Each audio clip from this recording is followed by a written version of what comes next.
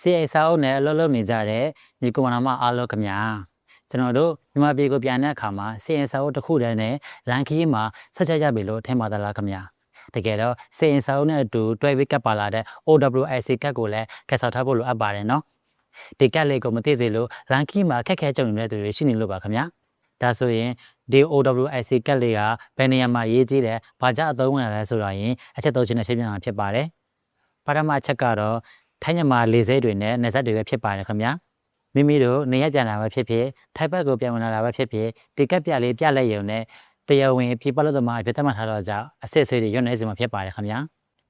ဒုတိယချက်ကတော့မြန်မာနိုင်ငံအတွင်းကတက်ဆိုင်ရာနယ်မြေတီးတီးကစစ်စေးရေးဂိတ်တွေမှာဖြစ်ပါတယ်မိမိတို့ဟာပြည်ပမှာတရားဝင်သွားရောက်လှုပ်လှုပ်ခင်တဲ့သူဖြစ်ကြောင်းသက်သေပြနိုင်တဲ့အတွက်ဘာပြဿနာမှမရှိပဲမိဘဆွေမျိုးတွေစီအေးအေးလိုလိုရောက်ရှိနေမှာဖြစ်ပါတယ်